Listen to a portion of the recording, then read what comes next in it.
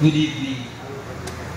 Are we fixing ourselves by using a mirror? Let's go on to our text this evening.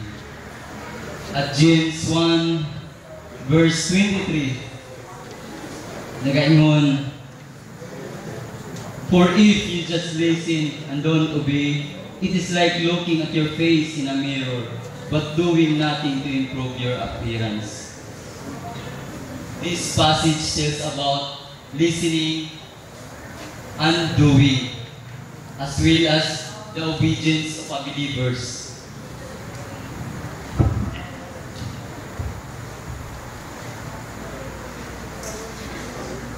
Are you agree that being a listener is not enough?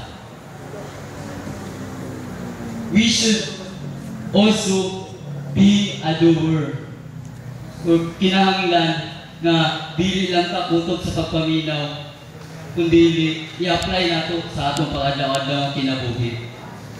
So James wrote this passage for us to remind James and also Jesus Christ dili gusto nga listener lang tataman.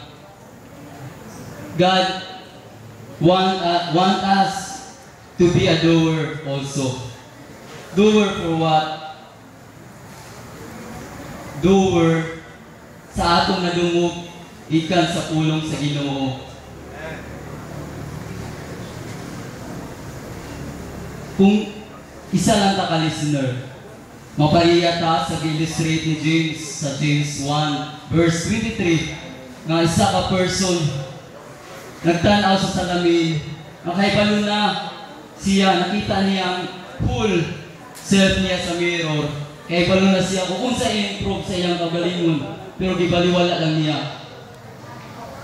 Like sa ato mga Christian, especially young people, kita karon. Kaibalo na ta sa tanan, na sa ato ang kaalam. Nakadungog na ta sa pulong sa Ginoo, nanay tayo knowledge about the Word of God. Unsa kung may ipangita nato, unsa kung may kulang, why not na dili ta maging doer, dili ta maging obedience sa commission sa Ginoo. Unsa ang commission sa Ginoo? In Matthew, preach the Word of God to all the nation. So this is a challenge for us, young people.